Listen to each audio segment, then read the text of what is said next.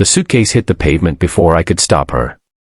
It landed beside the curb with a dull, heartbreaking thud, and for a few seconds, neither of us moved. The afternoon sun was shining brightly over the quiet neighborhood, birds were singing somewhere beyond the trees, and a warm breeze was moving through the flowers in the gardens. Everything looked peaceful.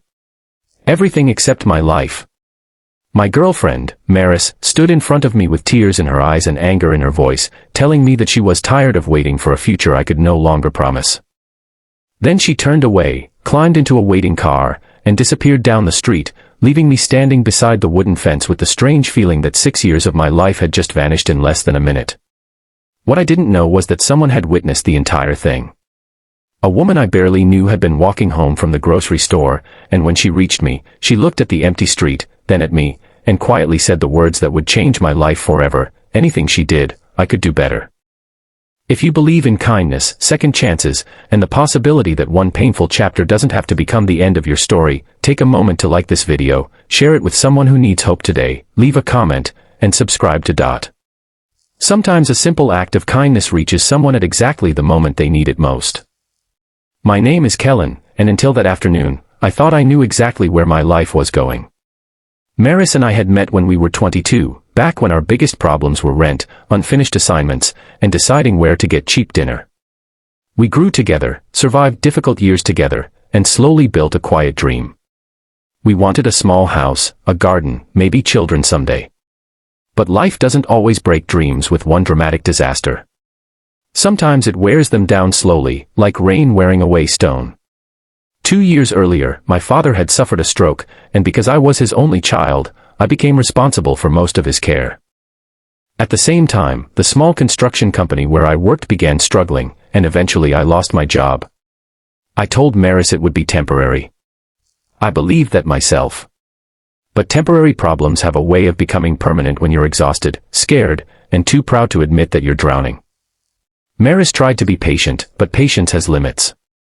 She began taking extra shifts at a design studio while I spent my days searching for work and my evenings helping my father with medication, meals, and physical therapy.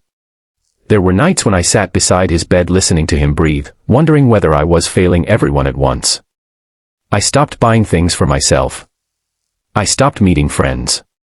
I even stopped looking in mirrors because I didn't recognize the tired man staring back at me. Maris kept saying she needed more from life, and I understood her. What I didn't understand was how quickly understanding could turn into losing someone. That afternoon, after Maris left, I remained beside the fence for several minutes. My chest felt hollow. I wasn't angry at her.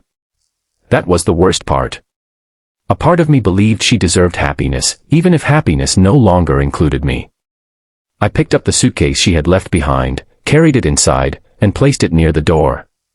Then I sat on the front steps beneath the bright afternoon sun and stared at the cracks in the pavement. That's when I noticed the woman standing across the sidewalk. She was probably in her early 30s, wearing a simple blue top and jeans, holding a paper grocery bag against her hip. Her name was Sorelle, though I didn't know that yet. She lived 2 houses away and had moved into the neighborhood only a few months earlier. I had seen her before, but we'd never spoken beyond a polite nod. She looked at me for a long moment before slowly crossing the street. There was something unusual about her expression. It wasn't pity. It wasn't curiosity. It was determination. She stopped several feet away and told me that she'd seen what happened. I tried to smile and told her I was fine, even though my voice sounded nothing like someone who was fine. Sorelle looked at the suitcase beside the door and then back at me. She told me that people often confused leaving with winning, and sometimes the person who walks away isn't the person who was meant to stay. I didn't know what to say. Then she gave me that sentence I would remember for years. She said anything Maris had done for me, she could do better. At first, I thought she was joking. But she wasn't. She explained that she wasn't talking about replacing Maris or competing with her. She meant something deeper. She said that if Maris had encouraged me, she could encourage me without making me feel like a burden. If Maris had listened, she could listen without keeping score. If Maris had loved me, she could love me in a way that didn't make me afraid of being imperfect. I told her she didn't even know me. She smiled and said that was exactly why she could see something I couldn't. She had watched me every morning for months carrying groceries into my father's house, helping elderly neighbors with their trash bins, and fixing a broken gate for a little boy who lived nearby. She said I kept giving pieces of myself away while believing I had nothing left. Her words frightened me because they were kind. I thanked her, but I told her I wasn't ready for another relationship. Sorelle nodded. She said she hadn't asked for one. She simply didn't want me to believe that being abandoned meant I was unworthy of being loved. Then she walked away. The next morning, I found a small paper bag hanging from my front door. Inside was a sandwich, an apple, and a handwritten note reminding me to eat something before facing the day. I knew immediately who had left it. The following day, there was another one. The day after that, nothing. Instead, Sorelle knocked on my door and asked whether I had applied for the maintenance supervisor position at a local community center. I hadn't. She had seen the advertisement and thought I would be perfect for it. I almost laughed. I hadn't felt perfect for anything in years. But I applied. 3 weeks later, I got the job. It wasn't glamorous. The pay wasn't extraordinary. But for the first time in a long while, I had a reason to wake up and put on clean clothes. I began repairing things again. Broken doors. Damaged benches. Leaking pipes. Little things that made a place feel cared for. My confidence slowly returned. My father noticed before I did. One afternoon, while sitting in the garden, he looked at me and said that I had finally started standing like myself again. Sorelle became part of my life, but never pushed herself into it. Sometimes she brought coffee. Sometimes we walked through the neighborhood during lunch. Sometimes we sat on my porch talking about everything except relationships. She told me about losing her older brother when she was young and how grief had taught her that people don't always need solutions. Sometimes they simply need someone willing to sit beside them while the pain passes. Months went by. Then one bright Saturday afternoon, I saw Maris again. She was standing outside a cafe across the street from the community center. When she saw me, she looked surprised. I had changed.